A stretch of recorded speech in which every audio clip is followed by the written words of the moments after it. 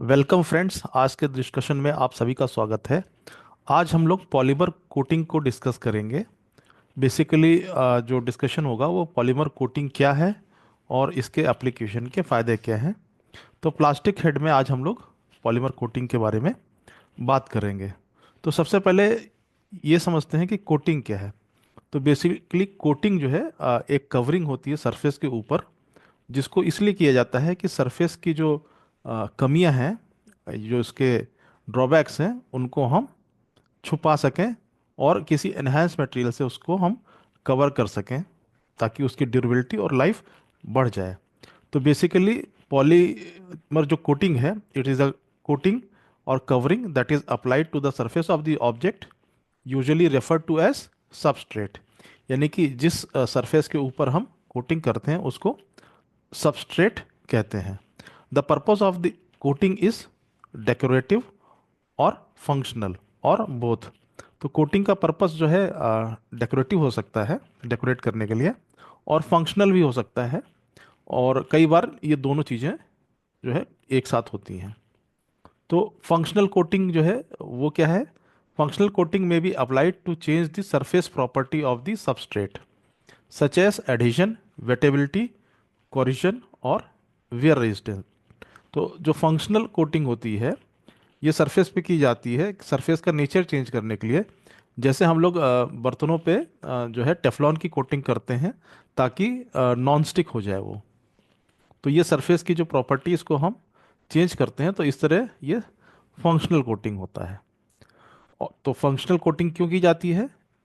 इसलिए की जाती है कि सरफेस की प्रॉपर्टी हम चेंज कर सकें। और कौन कौन सी प्रॉपर्टी हो सकती है? एडिशन हो सकता है, वेटेबिलिटी हो सकता है, कोरिजन हो सकता है, और वियर टू रेजिस्टेंस हो सकता है।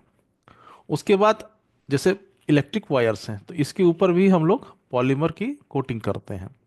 तो मेन इसका रीज़न क्या है करने का? इंसुलेटिंग प्रॉपर्टी डेवलप करने का। जनरली मेटल जो वायर्स होता है, तो मेटल वायर जो हमको इलेक्ट्रिक शॉक दे सकता है, तो सरफेस नेचर चेंज करने के लिए इसमें हम लोग इंसुलेशन की कोटिंग करते हैं। तो insulation coating is done on the electrical wires and cables because of the protective reason. और इंसुलेशन करने के लिए जो मटेरियल इस्तेमाल करते हैं हम लोग वायर्स पे, that can be PVC, Teflon, rubber और सब अदर इलेक्ट्रिकल इंसुलेटर्स। तो बेसिकली कोटिंग जो है ये एक सरफेस के ऊपर हम लोग कवरिंग अप्लाई करते हैं to change the nature of the surface, and इससे हमको सरफेस की प्रॉपर्टी एनहेंस मिलती है। फिर हम लोग बात करते हैं कंपोजिशन ऑफ पेंट। यानी कि जो पेंट होता है, पेंट भी एक लिक्विड कोटिंग है जो कि सरफेस के ऊपर किया जाता है। तो पेंट करने से फ़ायदा क्या होता है? तो पहला रीज़न तो यह है, पेंट करने से डेकोरेटिव, यानी कि जिस सरफेस पे हम पेंट करते हैं वो कलरफुल हो जाती है, तो ये डेकोरेट हो जाती है।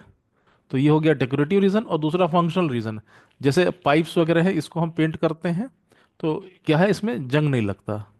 तो this is the functional reason. तो पेंट जो है दोनों रीज़न से आप जो है कोटिंग की तरह इस्तेमाल करते हैं। फंक्शनल रीज़न भी है और डेकोरेटिव रीज़न भी है। तो बेसिकली पेंट कंपोजिशन क्या होता है? पेंट में जो है बेसिक जो चार चीज़ें पाई जाती हैं वो है, पहला है सॉल्वेंट्स यानी कि लिक्विड्स। दूसरा है पिगमेंट, जो कि कलर आपको इसमें पेंट को कलर देता है, पिगमेंट। फिर एडिटिव्स होते हैं जो कि पेंट की प्रॉपर्टीज़ को एनहेंस करते हैं। और रेजिन या बाइंडर। तो रेजिन क्या करता है? ये पेंट को सरफेस पे होल्ड करने का काम करता है। तो कोई भी पेंट हम लेते हैं कोटिंग के लिए, तो उस पेंट में ये चार जो है बेसिक कंपोनेंट्स पाए जाते हैं। पेंट के अलावा हम लोग क्या इस्तेमाल कर सकते हैं? पेंट पिगमेंट के अलावा हम टाइटेनियम डाई ऑक्साइड का भी इस्तेमाल कर सकते हैं। तो वाइट पिगमेंट बनाने के लिए इसका इस्तेमाल किया जाता है, और इसलिए किया जाता है कि it is very bright and have very high refractive index. तो टाइटेनियम डाइऑक्साइड का इस्तेमाल करते हैं। टाइटेनियम डाइऑक्साइड के अलावा हम लोग जिंक ऑक्साइड का इस्तेमाल करते हैं। और जिंक ऑक्साइड जो है it controls mildew, dew जो है उसको कंट्रोल करता है, resist ultraviolet light, and resist yellowing of the surface. तो इस रीज़न की वजह से हम लोग जिंक ऑक्साइड का इस्तेमाल करते हैं। टाइटेनियम डाइऑक्साइड जो है वर्ल्ड में सबसे ज़्यादा वाइट पिगमेंट बनाने के लिए इस्तेमाल किया जाता है because of its brightening property and high refractive index. फिर हम लोग सरफेस कोटिंग के लिए जो है प्लास्टिक की कोटिंग के लिए हम लोग रेजिन्स का भी इस्तेमाल करते हैं। तो various types of resins which are used for plastic coating जो है वो है latex, alkyd, epoxy and polyurethane.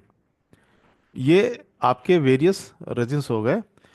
इसको स्टिक करने के लिए हम लोग बाइंड्स या ग्लू इंग्रेडिएंट्स का इस्तेमाल करते हैं पिगमेंट्स एंड एडिटिव्स के फॉर्म में, जिससे ये पेंट के साथ जो है बाइंड होके रहता है। Resin provides adhesion to the substrate. Resin जो है ये एडिशन को जो है सबस्ट्रेट के साथ चिपकाने का काम करता है। Resin provides durability and resistance properties to the coating. अब बात करते हैं ये जो आपका रेजिन कोटिंग होता है इसके फायदे क्या मिलते हैं। तो रेजिन जो कोटिंग है ये हमको सबसे पहले तो रेजिन कोटेड जो सरफेस होती है तो वो यूवी रेजिस्टेंस होती है, रेजिस्टेंट होती है। यानी कि जो रेजिन कोटिंग है ये हमको यूवी रेजिस्टेंस प्रोवाइड करती है। दूसरा, जो आपका मॉइस्चर रेजिस्टेंस है वो प्रोवाइड करती है। It also provides resistance against certain chemicals. फिर स्टेन रेजिस्टेंट होता है, इस पर दाग नहीं लगता। और फेड रेजिस्टेंट होता है, यानी समय के साथ इसका जो कलर है और अपीयरेंस है ये फेड नहीं होता है। अब रेजिन में जो रेजिन हम इस्तेमाल करते हैं तो एक अल्काइड रेजिन टेक्नोलॉजी है। तो अल्काइड रेजिन टेक्नोलॉजी क्या है, ये अल्काइड जो है ये ऑयल बेस्ड है। ऑयल ऑयल बेस्ड सिंथेटिक जो है रेजिन है। और this is made by reacting alcohol with the fatty acids. तो reaction of alcohol with fatty acid जो है आपका अल्काइड बेस रेजिन जो है ये बनाता है। और इसके बेनिफिट्स क्या है, what are the benefits of alkyds. पहला है एबेरेशन रेजिस्टेंस, दूसरा है गुड एजेशन एडहेजन, एंड तीसरा जो है इट प्रिवेंट्स द रस्ट। तो इसको पेंट में यूज़ करते हैं रस्टिंग को अवॉइड करने के लिए। तो ये बात हो गई अल्काइड रेजिन टेक्नोलॉजी की। अब बात करते हैं लेटेक्स रेजिन टेक्नोलॉजी की। तो लेटेक्स जो है ये हमारा कोटिंग के लिए इस्तेमाल किया जाता है। तो इसमें पहला लेटेक्स जो है वाटर बेस्ड होता है। It is a synthetic polymer. और इसमें जो मेन रेजिन्स हैं वो 100% एक्रेलिक है, स्टाइरीन है acrylic, vinyl acrylic, acrylic copolymer और इथाइलिन विनाइल एसीटेट। तो ये लेटेक्स वाटर बेस्ड रेजिन्स हैं। और क्वालिटी लेटेक्स पेंट्स बेनिफिट्स जो है इसके जो पेंट्स होते हैं उसके बेनिफिट्स हैं वो हैं colour retention, excellent adhesion, scrub resistance and low odour. तो ये लेटेक्स रेजिन टेक्नोलॉजी को इस्तेमाल करके जो हम लोग पेंट बनाते हैं तो उसमें ये चार जो है क्वालिटीज़ पाई जाती हैं: colour retention, excellent adhesion, scrub resistance and low odour. इसमें ऑर्डर बहुत लो होता है। अब इस फोटोग्राफ में जो है ये एक्रेलिक वेस अल्काइड पेंट्स, यानी कि एक्रेलिक और अल्काइड पेंट्स जो है एक जो ये आपका सरफेस है इस पे अप्लाई किया गया है। इसके एक तरफ जो है हाफ में जो है आपका एक्रेलिक है और बाकी जो हाफ में है ये अल्काइड पेंट्स हैं।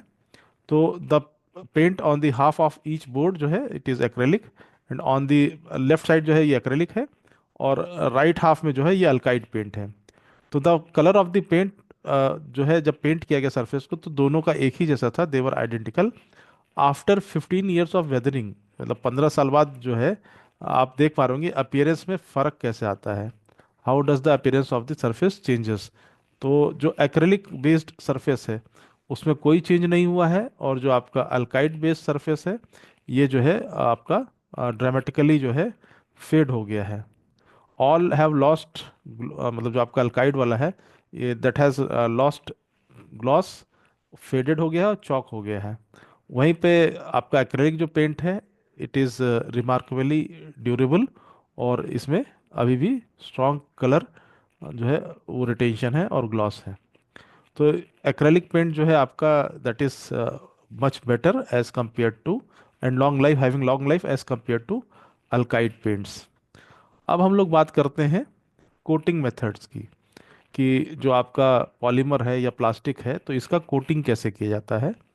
तो इसमें दो तरीके हैं, पहला है पीस कोटिंग मेथड और दूसरा है फिल्म और शीट कोटिंग मेथड। तो अगर हम पीस कोटिंग मेथड की बात करें तो पीस कोटिंग मेथड में एक आइटम के ऊपर इसको कोट किया जाता है, एक पीस के ऊपर। तो इसमें जो मेथड्स अडॉप्ट होते हैं, पहला जो है वो है पेंटिंग, दूसरा है स्प्रेइंग और तीसरा है डिपिंग। ये तीन मेथड अडॉप्ट किए जाते हैं पीस कोटिंग करने के लिए। और फिल्म और शीट कोटिंग में जो मेथड्स अडॉप्ट किए जाते हैं उसमें पहला मेथड है रोलिंग, दूसरा मेथड है कैलेंडरिंग, तीसरा है ट्रांसफर कोटिंग और चौथा मेथड है हमारा एक्सट्रूशन कोटिंग। तो ये चार मेथड्स हो गए शीट कोटिंग करने के। अब बात करते हैं हम लोग पेंटिंग की। तो बेसिकली पेंटिंग क्या है? Painting is the practice of applying paint to a surface. The medium is commonly applied to the base with a brush. This is simplest coating technique. Painting जो है एक कोटिंग टेक्निक है जिसमें हम paint को surface के ऊपर brush को यूज करके करते हैं। इस पेंटिंग प्रोसेस को ब्रश के अलावा हम लोग स्प्रेइंग से भी कर सकते हैं। तो स्प्रेइंग क्या है? This is process occurs when paint is applied to the object through the use of an air pressured या compressed gas spray gun. The air gun has a nozzle, paint basin, and air compressor. When the trigger is pressed, the paint mixes with the compressed air stream and is released in the form of fine spray. Air gun spraying uses equipment that is generally larger and used for covering large surface with an even coating or liquid. तो जो spraying जो ये आप pressure gun से करते हैं, this is better than painting the surface with जो है ब्रश। अब हम लोग बात करते हैं इलेक्ट्रोस्टैटिक स्प्रेइंग की। तो this is the most common method which is used for powder coating.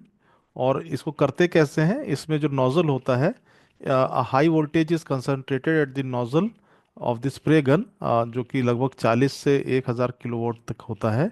This causes the ionizing of the air that passes through the nozzle of the spray gun. तो ये जो है एयर आयोनाइज हो जाती है। The passage of the powder through this ionized air allows free ions to adhere some of the powder particles while applying a negative charge to them. These particles have strong attraction to the grounded part and deposit there. तो इस तरह से उस surface के ऊपर ये deposit हो जाते हैं। जो इलेक्ट्रोस्टैटिक स्प्रेइंग होती है, इससे हम 20 माइक्रो मिलीमीटर से 245 माइक्रो मिलीमीटर तक की थिकनेस के कोट्स अप्लाई कर सकते हैं। और लगभग सभी जो है आपके जो रेजिन्स हैं, ये इस प्रोसेस से कोट किए जाते हैं। केवल नाइलॉन जो है इसमें एक एक्सेप्शन है। सो जो इलेक्ट्रोस्टैटिक पेंटिंग है, पाउडर डिपोजिशन है, इसका प्रोसेस क्या है? In this deposition process a powder is atomised and given an electric charge through the spray nozzle. The charge particles of the powder drift towards a conductive work piece, यानी कि जो item है उसकी तरफ drift करते हैं, usually with additional air flow assist from a fan or pump. The powder is electrostatically attracted to the workpiece and sticks to it. Then the workpiece is heated, which melts the powder so that it forms a smooth solid coat. Heat, UV, low temperature piece, or will also be applied to the polymerize the melted powder if coating is permanently hardening or thermoset. The applied voltage is usually negative, but it is positive for nylon and some other material because each material has its own charging preference.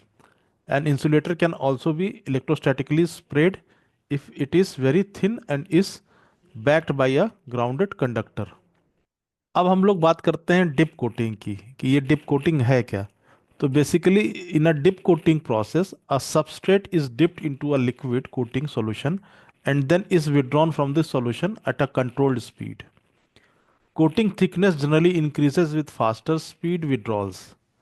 The thickness is determined by the balance of force at stagnation point on the liquid surface. A faster withdrawal speed pulls more liquid up onto the surface of the substrate before it has time to flow back down into the solution. The thickness is primarily affected by fluid viscosity, fluid density and surface tension. तो dip coating जो है एक process है जिसमें जिस object को coat करना होता है उसको हम लिक्विड में डिप करते हैं और डिप करके सॉल्यूशन से जो है ऑब्जेक्ट को बाहर निकालते हैं। जो कोटिंग की थिकनेस है, ये किस स्पीड से ऑब्जेक्ट को लिक्विड से बाहर निकाला गया है उस पर डिपेंड करती है। फास्टर स्पीड होती है तो कोटिंग की थिकनेस ज़्यादा होती है, क्योंकि लिक्विड को फ्लो बैक करने का टाइम नहीं मिलता। और स्लो स्पीड होती है तो इस पे जो कोटिंग की थिकनेस है वो कम होती है। और ये जो कोटिंग की थिकनेस है, this also depends on the जो फ्लूइड है उसकी विस्कोसिटी पे, फ्लूइड डेंसिटी पे और सरफेस टेंशन पे। जो ये डिप कोटिंग है, it is excellent for producing high quality uniform coatings that require precise control and clean environment. यानी कि डिप कोटिंग जो है ये हाई क्वालिटी की यूनिफॉर्म कोटिंग प्रोड्यूस करता है, लेकिन इसको प्रिसाइज और क्लीन एनवायरनमेंट चाहिए। The applied coating may remain wet for several minutes until the solvent evaporates. This process can be accelerated by heated drying.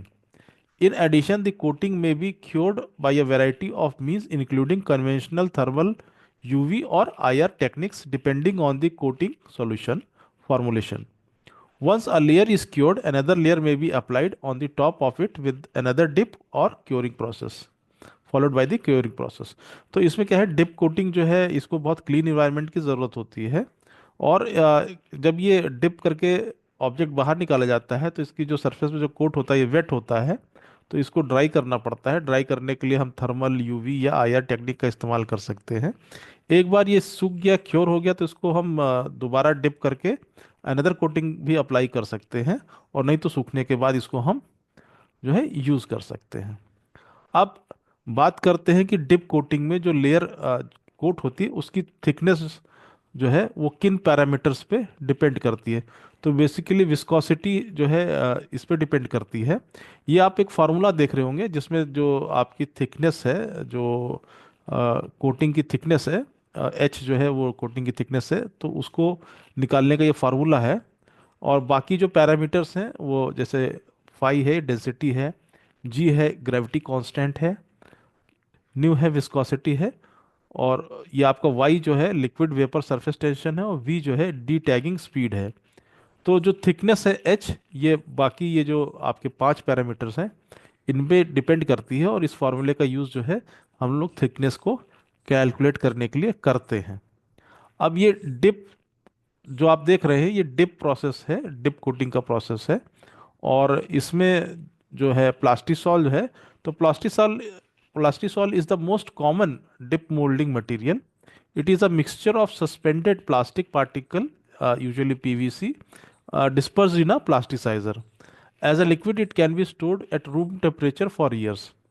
इसके अलावा प्लास्टिसॉल के अलावा जो है other common candidates which are used for dip moulding are latex, neoprene, urethane, epoxy. तो ये भी हम डिप प्रोसेस में लिक्विड के लिए इस्तेमाल करते हैं। और रिसेंटली जो है पॉली यूरिथेन और सिलिकॉन जो है इसको लेटेक्स ने रिप्लेस कर दिया है because of the allergy related issue. तो ये बात हो गई हमारी डिप कोटिंग की, यानी कि हाउ प्लास्टिक्स और polymers are coated using dip coating method. अब हम बात करते हैं स्पिन कोटिंग की। तो स्पिन कोटिंग में क्या है, सबसे पहले सॉल्यूशन होता है। सॉल्यूशन जो है एक्सेलरेट किया जाता है स्पिन करके, और एक कांस्टेंट स्पीड पे घूमता है, उसके बाद इसमें से सॉल्वेंट इवापोरेट कर जाता है। तो ये आपका जो है स्पिन कोटिंग मेथड है। स्पिन कोटिंग मेथड में जो है इसको अप्लाई कैसे करते हैं, सबसे पहले ये आप फिगर में देख पा रहे होंगे, अप्लाई दी सॉल्वेंट सॉल्यूशन। सबसे पहले सबस्ट्रेट के ऊपर क्या किया, सॉल्वेंट को रख दिया।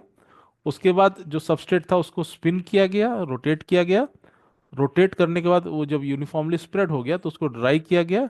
और ड्राई करने के बाद जो है अगर ज़रूरत हुई मल्टी लेयर करना है तो दोबारा इसके ऊपर कोट किया गया, और नहीं ज़रूरत है तो the layer after drying is coated. यानी कि spin coating is a cheap and fast method to produce homogeneous layers. An excess amount of solvent is placed on the substrate, which is then rotated at high speed in order to spread the fluid by centrifugal force. The film thickness can be adjusted by varying the rotation speed, the rotation time, and the concentration of the used solution.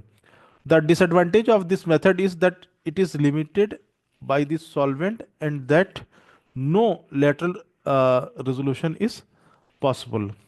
Spin coating is widely used in microfabrication, where it can be used to create thin films with thickness below 10 nanometer. It is used intensively to deposit layers of photoresist, that is light sensitive materials, to thickness about 1 micrometer. तो ये हम technique का इस्तेमाल very thin film जो है coating करने के लिए यूज़ करते हैं. The thickness of the layer depends on many different parameters. और ये नीचे जो इक्वेशन दे रखा है, इससे हम थिकनेस ऑफ द लेयर जो है वो कैलकुलेट करते हैं. एच जो है ये थिकनेस ऑफ द लेयर है, फाई ए जो है density of the volatile liquid है, न्यू जो है विस्कोसिटी ऑफ द सॉल्यूशन है, एम जो है रेट ऑफ इवेपोरेशन है, और जो डब्ल्यू है आपका ओमेगा, ये एंगुलर स्पीड है. तो इससे हम जो आपका स्पिन कोटिंग मेथड से जो लेयर की थिकनेस है, इसको हम निकाल सकते हैं. Because we have to calculate evaporation rate experimentally, a simpler equation can be used, जो कि H equal to A W की पावर माइनस बी है.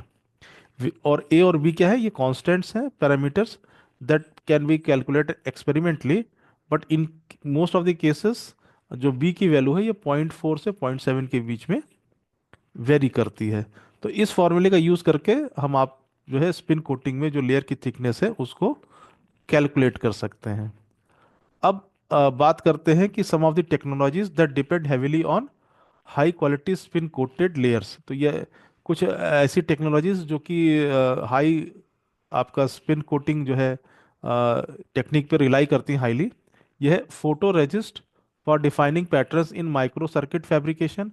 दूसरा है dielectric insulating layers for micro circuit fabrication, magnetic disk coating, flat screen display coating और anti reflection coating, conductive oxides, compact disc जैसे कि DVD, CD, CD ROM जो है, television tube phosphor, anti reflection coating. उसके बाद photo resist is क्या है, तो photo resist is a light sensitive material used in several industrial process such as photolithography to form a pattern coating on the surface. तो ये कुछ ऐसे इसके एप्लीकेशन हैं, जो स्पिन कोटिंग है इसके कुछ ये एप्लीकेशंस हैं. तो ये बात हो गई हमारी स्पिन कोटिंग की. तो दोस्तों, प्लास्टिक कोटिंग पे डिस्कशन जो है आज का हम लोग यहीं तक रखते हैं. और जो बाकी चीज़ें रह गई हैं, other types of coating methods and techniques, तो उसको हम इस लेक्चर के सेकंड पार्ट में कवर करेंगे. हमारा ये वीडियो आपको कैसा लगा ये कमेंट करके हमको बताइएगा. और हमारे वीडियो को लाइक एंड शेयर करिएगा और चैनल को सब्सक्राइब करिएगा. Thank you.